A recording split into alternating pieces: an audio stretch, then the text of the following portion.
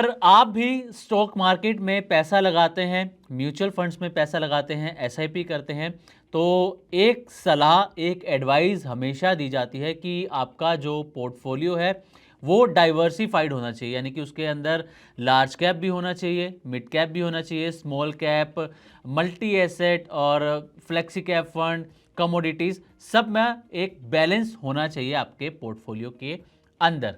लेकिन एक जो बड़ी गलती इस वक्त देखी जा रही है और आपके पोर्टफोलियो में भी, अगर मिड कैप और स्मॉल कैप है तो कोई बड़ी बात नहीं है कि आप भी उसके अंदर ज़रूर गलती कर रहे होंगे। और इसी पर आज इस वीडियो में हम बात करने वाले हैं। ये वीडियो रहने वाली है स्मॉल कैप और मिड कैप स्टॉक्स के ऊपर, mid cap small cap companies के ऊपर, अगर आपके पोर्टफोलियो में भी ये शामिल है तो। दरअसल रिटेल इन्वेस्टर्स जो हैं वो बड़ी गलती क्या कर रहे हैं? बड़ी गलती ये कर रहे हैं कि उन्होंने पास्ट परफॉर्मेंस को देखकर कि स्मॉल कैप ने अच्छा रिटर्न दिया या मिड कैप ने अच्छा रिटर्न दिया पिछले साल या पिछले 2 सालों में, तो उन्होंने अपने जो पोर्टफोलियो का जो एलोकेशन वो इस हिसाब से कर दिया कि ज़्यादातर जो इन्वेस्टमेंट है वो मिड कैप और स्मॉल कैप के अंदर कर दी। और यही उनकी सबसे बड़ी गलती भी निकल कर सामने आ रही है। और ये गलती कैसे, इसके बारे में हम डिटेल में बातचीत करने वाले हैं। और इस पर जो मुद्दा जो उठाया है ये वो उठाया है मार्सलस इन्वेस्टमेंट मैनेजर्स के जो सीआईओ हैं और जो उसके फाउंडर हैं सौरभ मुखर्जिया। उन्होंने ये मुद्दा उठाया और उन्होंने बताया कि रिटेल इन्वेस्टर्स किस तरीके से मिड कैप और स्मॉल कैप के अंदर बड़ी गलती कर रहे हैं और इसका अंजाम ये होगा कि आगे चलकर आपको नुकसान भी हो सकता है।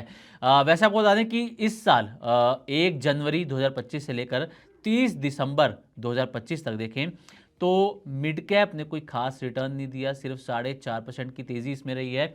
और स्मॉल कैप देखें तो इसमें 7% से ज़्यादा की गिरावट देखने को मिली है, प्रेशर देखने को मिली है।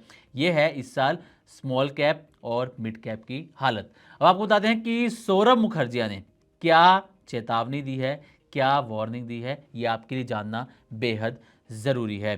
तो सौरभ मुखर्जिया, जैसा कि हमने आपको बताया कि मार्सलस इन्वेस्टमेंट मैनेजर्स के फाउंडर और सीआईओ हैं, उन्होंने बताया कि आज कई रिटेल इन्वेस्टर्स जो हैं, ज़्यादातर रिटेल इन्वेस्टर जो हैं वो एक बड़ी गलती कर रहे हैं। और ये कि स्मॉल कैप और मिड कैप में उन्होंने इन्वेस्टमेंट तो बढ़ा दिया, लेकिन उनकी बुनियादी जो बातें हैं उसको वो भूलते जा रहे हैं।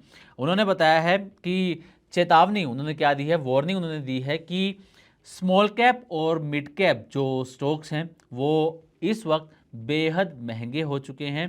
और पिछले 20 सालों का अगर हम ट्रैक रिकॉर्ड उठाकर देखें तो जो कीमत आज मिड कैप और स्मॉल कैप की है वो पिछले 20 साल में इतनी कभी नहीं हुई है, इतने महंगे कभी नहीं हुए हैं स्मॉल कैप और मिड कैप। तो मान लीजिए कि अगर किसी शेयर की कीमत 100 रुपये है, उसकी रियल वैल्यू 100 रुपीज़ है, तो वो इस वक्त जो है वो 300 रुपये पर चल रहा है। तो आप अंदाज़ा लगा सकते हैं कि कितना महंगा ये स्टॉक चल रहा है। और अब उसे आगे बढ़ना है तो आगे बढ़ने के लिए कंपनी को और ज़्यादा अपनी कमाई दिखानी होगी, अपना प्रॉफिट, अपना रेवेन्यू दिखाना होगा।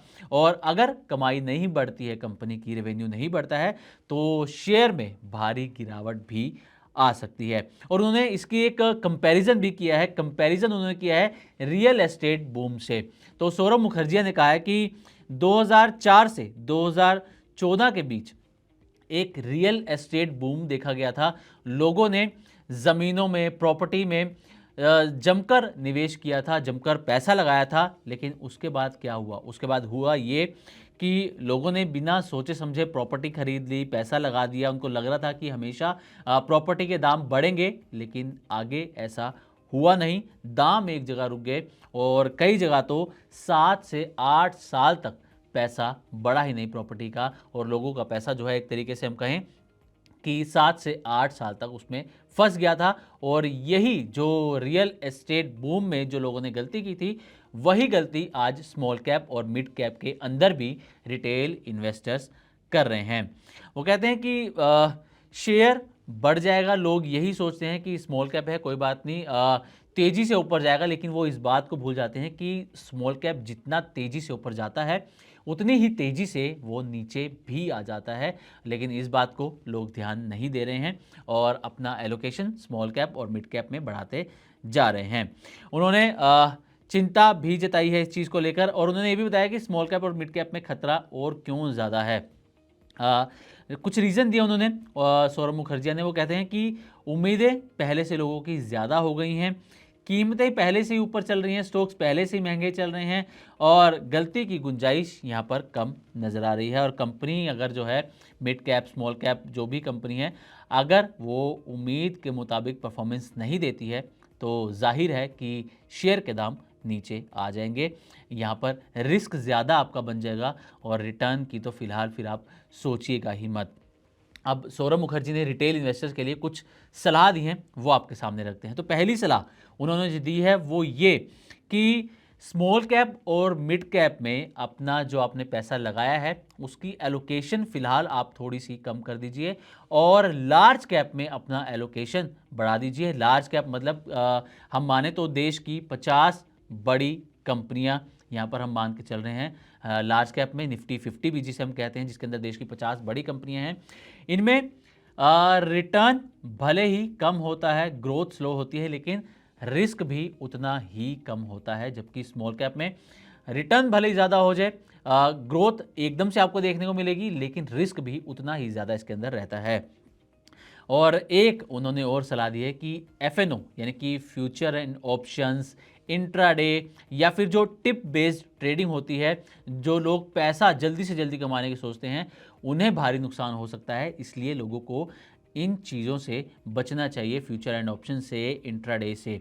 और उन्होंने ये भी कहा है कि आप सिर्फ भारतीय शेयर बाजार तक सीमित ना रहें, क्योंकि उनका कहना है कि जो भारत का शेयर बाजार है वो दुनिया का सिर्फ 4% है। इसके अलावा और भी कई मार्केट्स हैं, अमेरिका और उसके अलावा कई दूसरे देशों में अच्छी कंपनीज हैं जहां पर आप पैसा लगा सकते हैं। कई हम यहां पर कहें कि ऐप्स के थ्रू या हम जिस भी तरीके से आप निवेश करते हैं वो सुविधा देते हैं कि आप दूसरे देशों के शेयर मार्केट में कंपनीज में भी पैसा लगा सकते हैं। तो ग्लोबल इन्वेस्टमेंट पर भी आपको सोचना चाहिए, सिर्फ भारतीय बाजार पर आप डिपेंड ना रहें। ये उनका मानना है सौरभ मुखर्जिया का। उन्होंने ये भी कहा है कि उन्हें फाइनेंशियल सेक्टर फिलहाल ठीक नज़र आ रहा है, हेल्थ केयर कंपनीज फिलहाल ठीक नज़र आ रही हैं, लेकिन एफएमसीजी और आईटी सेक्टर को फिलहाल यहाँ पर अवॉइड करने की सलाह दी गई है या इसमें एलोकेशन अपना कम करने की सलाह दी गई है। और ये भी कहा गया है कि सिर्फ ट्रेंड को देखकर ही अपना पैसा ना लगाएं। किसी भी कंपनी में जब आप पैसा लगाते हैं, किसी भी स्टॉक में, किसी भी म्यूचुअल फंड में, तो पहले आपको उसके बारे में अच्छे से रिसर्च करनी चाहिए, उसके बारे में समझना चाहिए। आपके जो गोल्स हैं फ्यूचर के, उसके हिसाब से आपको पैसा लगाना चाहिए। आपकी जो रिस्क कैपेसिटी है उसको देखकर आपको पैसा लगाना चाहिए, सिर्फ ट्रेंड देखकर आपको निवेश नहीं करना है। फॉर एग्जांपल इस वक्त सिल्वर में ज़बरदस्त तेज़ी है, लेकिन अगर कल का ही डेटा देखें 29 दिसंबर का, तो सिल्वर में एक बड़ी करेक्शन भी देखने को मिली है। एक ही दिन में 20 से 22 हज़ार तक सिल्वर के दाम गिरते हुए भी नजर आए हैं। तो ये एक एग्जाम्पल है आपके लिए कि सिर्फ ट्रेंड देखकर अपना पैसा ना लगाएं। तो ये कुछ सलाह है जो सौरभ मुखर्जिया ने रिटेल इन्वेस्टर्स के लिए दिए हैं। आपके पोर्टफोलियो में भी अगर आपने स्मॉल कैप और मिड कैप को ज़्यादा वेटेज दे रखी है, ज़्यादा आपका जो इन्वेस्टमेंट है स्मॉल कैप और मिड कैप की तरफ है, तो उसको आप फिलहाल थोड़ा सा कम कर दें, आप लार्ज कैप में कर दें या फिर मल्टी एसेट के अंदर आप कर सकते हैं। बस ध्यान इस बात का रखना है कि फिलहाल स्मॉल कैप और मिड कैप में थोड़ा सा ध्यान रखकर आपको चलना होगा, वरना अगर आपने ध्यान नहीं रखा तो जो रियल एस्टेट बूम उन्होंने एग्जांपल दिया है 2004 से 2014 का, उसकी तरह आपका भी पैसा फंस सकता है। तो उम्मीद करते हैं कि हमारी तरफ से दी गई जानकारी आपको अच्छी लगी होगी। इसी तरह की और भी वीडियोज़ के लिए देखते रहें मनी 9 और सब्सक्राइब करें हमारा यूट्यूब चैनल।